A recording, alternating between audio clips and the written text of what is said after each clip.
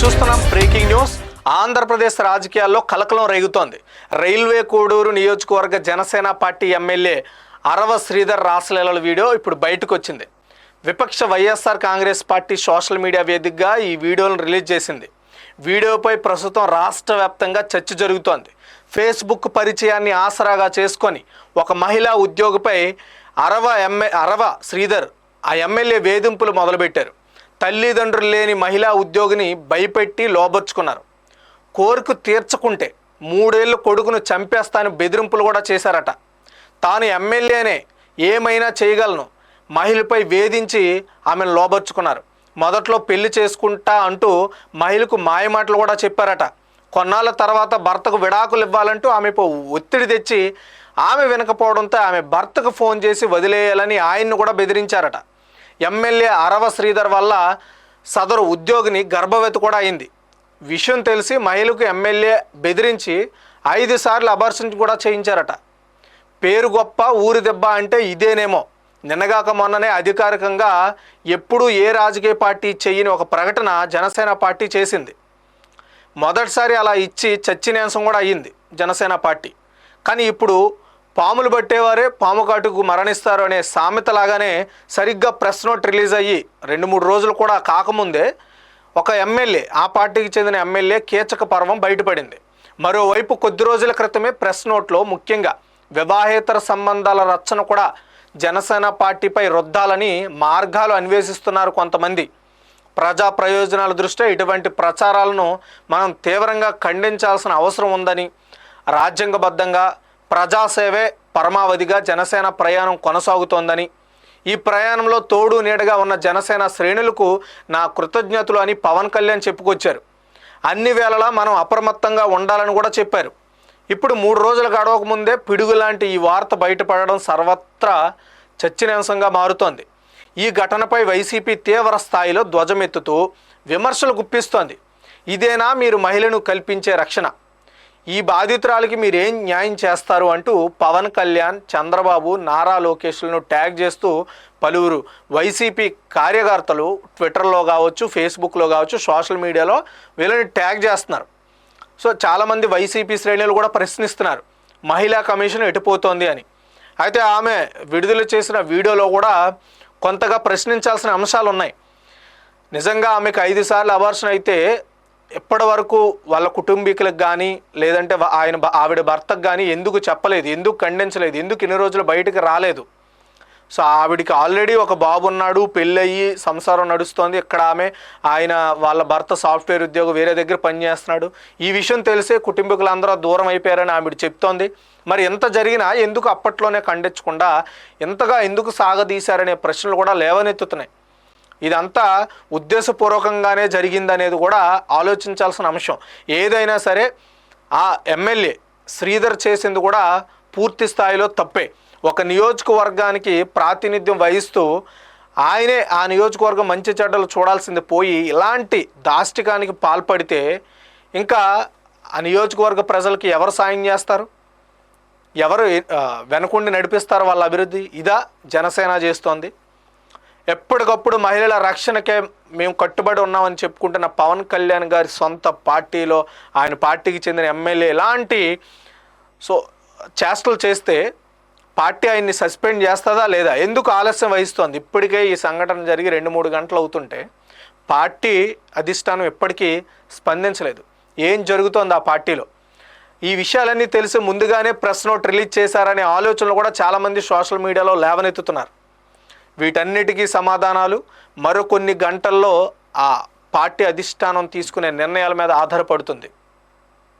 ఆ వీడియోలో ఉన్న ఆ మహిళను నేను రైల్వే కోడూరులో గవర్నమెంట్ జాబ్ చేస్తూ ఉంటాను. గత సంవత్సరంన్నర ముందు జూన్ 14, 2024లో రైల్వే కోడూరు ఎమ్మెల్యే అయిన అరవ శ్రీధర్ గారికి నేను కంగ్రాచ్యులేషన్స్ చెప్దామని చెప్పేసి ఫేస్బుక్ ద్వారా మెసేజ్ చేయడం జరిగింది. అతను మొదటి రోజు అయినా సరే నాతో 2-3 గంటలు మాట్లాడారు. లాస్ట్లో అతని నెంబర్ నాకు ఇచ్చి నా నెంబర్ అతను తీసుకున్నారు. టెలిగ్రామ్ అనే యాప్లో నాకు మెసేజ్ చేశారు.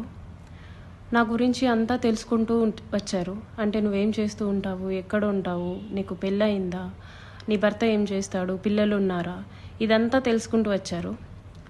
నా భర్త నాకు దూరంగా ఉంటున్నాడు అనేసి తెలుసుకున్నారు. నేను నా బాబుతో ఉంటాననేసి నేను చెప్పాను.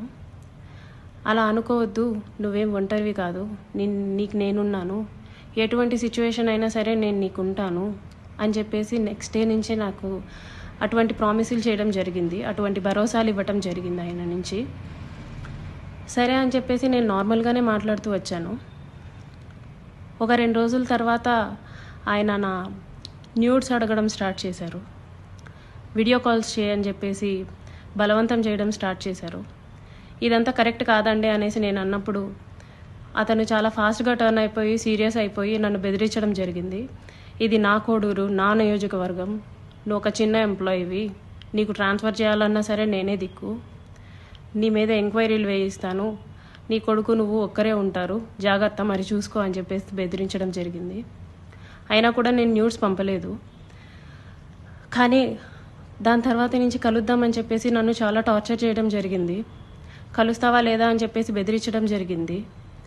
నేను కలవను అని చెప్పేసి జూన్ 14 నుంచి ఒక 20 రోజుల దాకా నేను అసలు కలవను అని చెప్పేసి భయపడుతూనే చెప్పాను.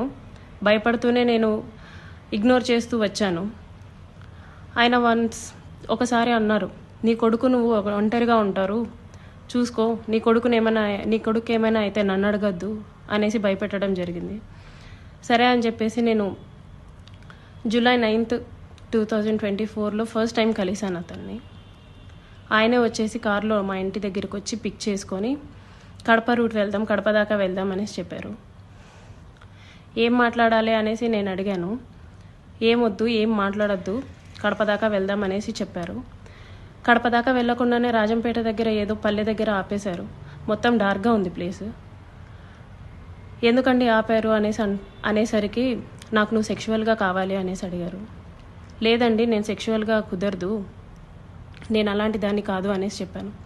నేను అలా చెప్పేలోపే నా ప్రైవేట్ పార్ట్స్ని టచ్ చేయటం, నన్ను బలవంతంగా దగ్గరికి తీసుకోవడం లాంటివి జరిగాయి.